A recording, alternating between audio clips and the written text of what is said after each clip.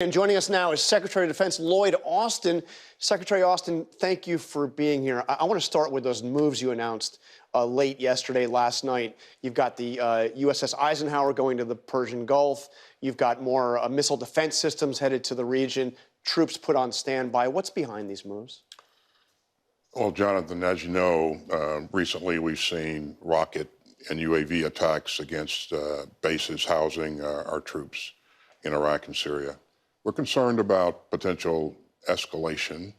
In fact, what we're seeing is the prospect of a significant escalation of attacks on our troops and our people throughout the region. And because of that, we're going to do what's necessary to make sure that our troops are in the right, good position, they're protected, and that we have the ability to respond. Now, this additional deployment sends another message to those who would seek to widen this conflict. As President Biden said earlier, and as you've heard me say, if any group or any country is looking to widen this conflict and take advantage of this very unfortunate situation that we see, our advice is don't. We maintain the right to defend ourselves, and we won't hesitate to take the appropriate action. Well, in fact, we saw the USS Carney take down those 3 Houthi missiles. Houthis, again, that's an Iranian-backed group in Yemen, and also several drones. Was that takedown defending our ships in the region, or was it defending Israel? Jonathan, when you have cruise missiles heading towards one of our DDGs, one of our destroyers, that vessel is going to do what it needs to do to protect itself. The same applies for the UAVs. And I applaud the work of the crew of the Carney. They demonstrated what our very capable United States Navy can do and will do if challenged. And you've given them the authority to do that. They have that was done in an instant. They have the inherent right for self-protection there, John. Yeah. And could we see similar actions if we see Hezbollah or we see Iran start lobbing missiles towards Israel?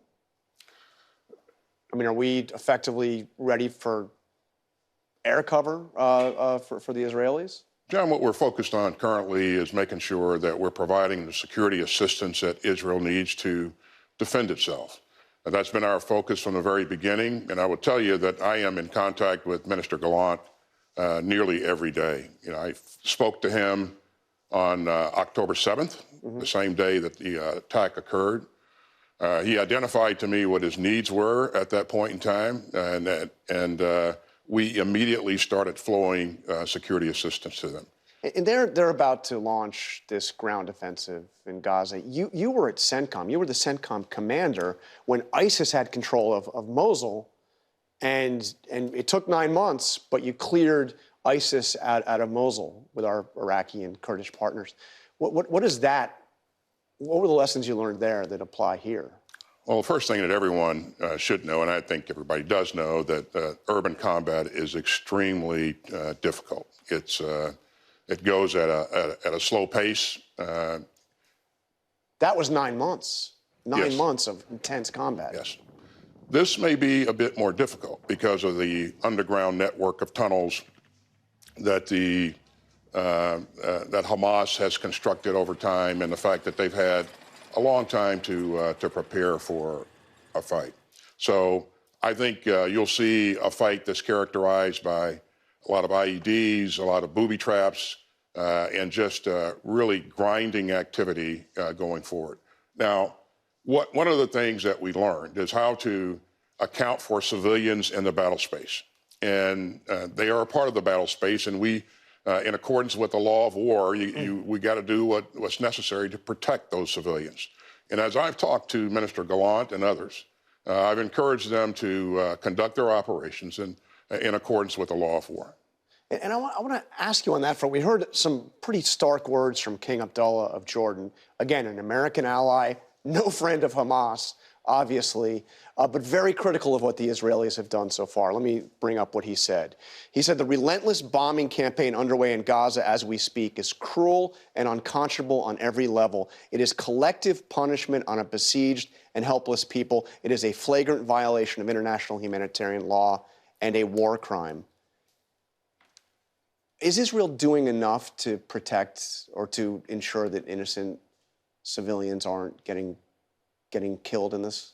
We encourage them at every opportunity, John, to make sure that we're accounting for those civilians that are in the battle space, that we're providing corridors for them to leave the battle space if necessary, and that they're allowing humanitarian assistance to get into that space as well.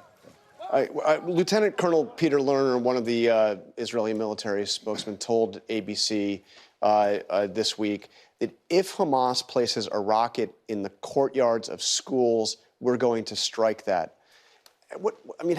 What's your sense? And these are obviously incredibly difficult decisions, but is a school a legitimate target if Hamas is using it effectively for cover? How would you handle that? You dealt with things like this in Mosul.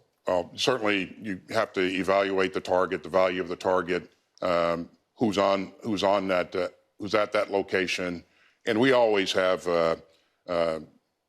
we always get legal advice from our lawyers who are with us on the battlefield. But to your point, each target, John, needs to be assessed, carefully assessed, and we need to do everything we can to make sure that civilians are not injured or threatened. So the right thing to do is to make sure that we account for civilians in our planning, that we provide corridors for their movement out of the battle space, that we are not destroying protected properties and where possible. And I think the Israelis have been doing this for some time. Again, they are a professional force, and we will continue to encourage them to make sure that they're doing things in accordance with the law of war. At the beginning of the ground invasion in Iraq in 2003, David Petraeus, of course, famously asked the question, "Tell me how this ends." So how does this end? Israel goes in, ground offensive in Gaza. What next? Well, it has to transition to something else, John. And I think, Hamas is a terrorist organization. And this is not the Palestinian people. Hamas, at the end of the day, Israel wants Hamas to be gone from Gaza. What does it transition to? Left to be defined, but I think that's an issue for the region and for the world to work together on. Hamas is not only just an organization; it's an ideology. Yeah. And so it's an idea. It's a bad idea. And the way you defeat a bad idea, John, is with a better idea. And I do think going forward, the community needs to work together to address the underlying causes of instability here. And until we do that, then I think we're going to continue to have challenges. But I think the Israelis understand that, they know that, and I think that's the direction that we all hope that we'll move in the future. In other words, back towards an idea of a two-state solution. As you know, John, that's been our position all along. A two-state solution is something that we think is very, very supportable. So. All right, Secretary Austin, thank you very much for coming in this morning to talk to us. Thanks, John. Hi, everyone. George Stephanopoulos here. Thanks for checking out the ABC News YouTube channel. If you'd like to get more videos, show highlights, and watch live event coverage, click on the right over here to subscribe to our channel. And don't forget to download the ABC News app for breaking news alerts. Thanks for watching.